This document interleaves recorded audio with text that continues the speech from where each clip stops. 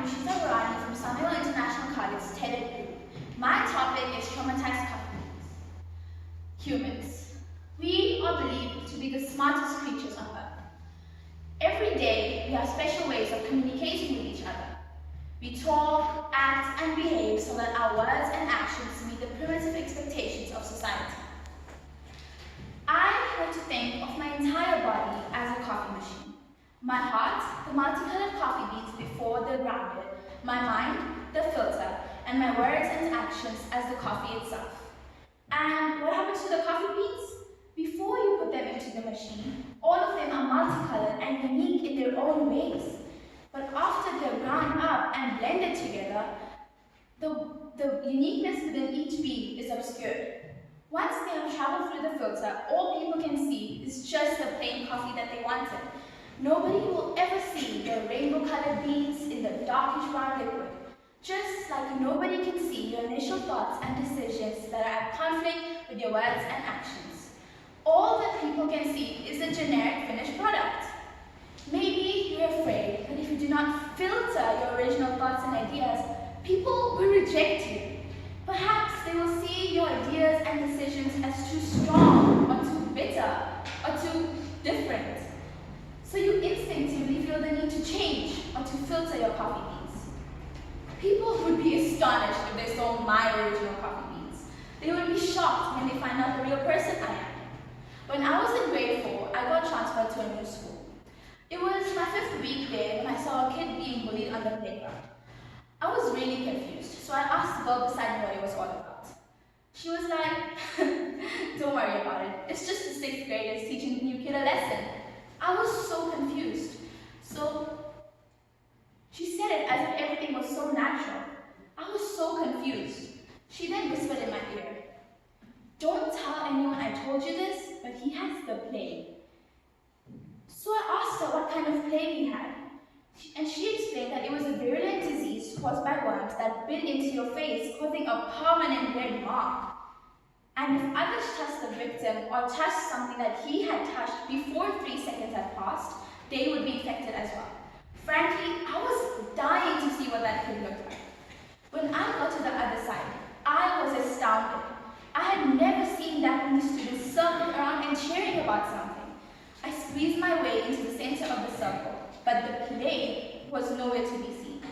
All I saw were the backs of 2 or 3 tall guys dressed in a school uniform.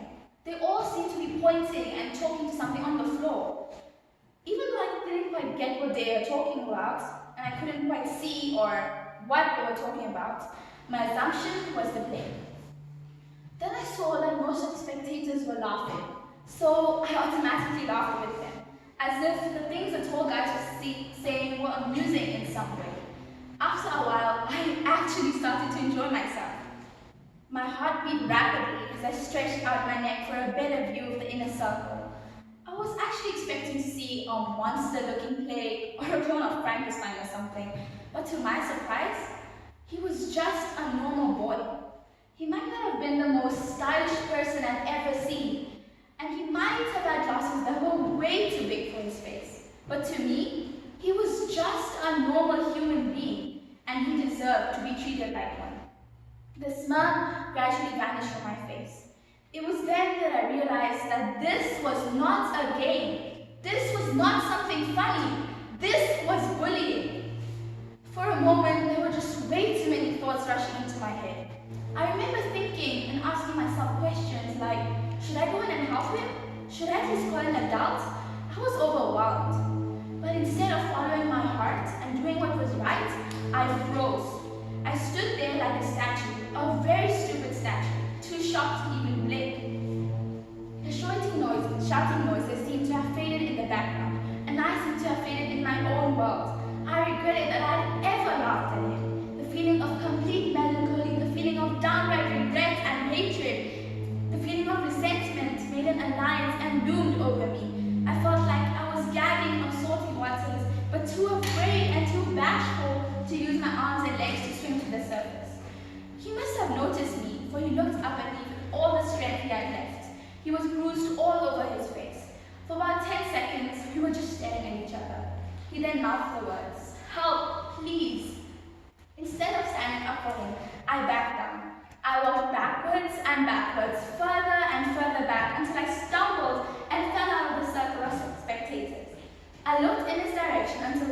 and the crowd started to fill in. Then I walked away, fighting back tears. But I wanted to march up and tell the aggressors that what they had done was completely inhumane. I wanted to tell everybody that they did not have the size right to pick on a boy 1/3 of their size. That they did not have a right to tell a boy he wasn't beautiful just because I saw a birthmark on his face.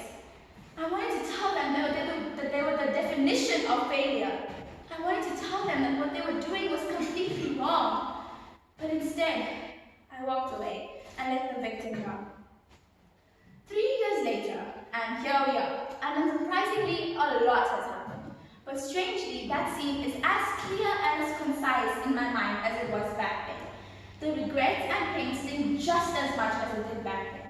The incident has become a scar that has permanently formed on my heart. I bet he has forgotten and hated myself for what I have done. And I hated myself for not speaking up. But I know it's too late now, and I lost the chance to be courageous and to be myself. So with this opportunity, I wanted to tell everybody that sometimes the things you see about me are only the things I reveal. The things you think you know about me are only the things I let you know about.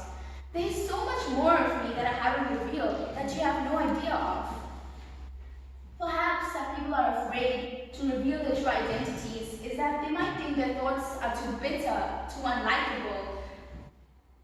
And I'm a great example of that. I mean, I could have followed my heart and helped that boy, but instead I went with the flow and didn't help him. I hope that people will learn from my experience and stop filtering their own unique coffee beans just to go with the flow. Please always be the person that you really are. I want to tell everyone that it's okay to go upstream. You don't always have to end up in the same position as others. And that's what makes this world colorful. After all, each bean owns its own difference, its uniqueness, and its speciality.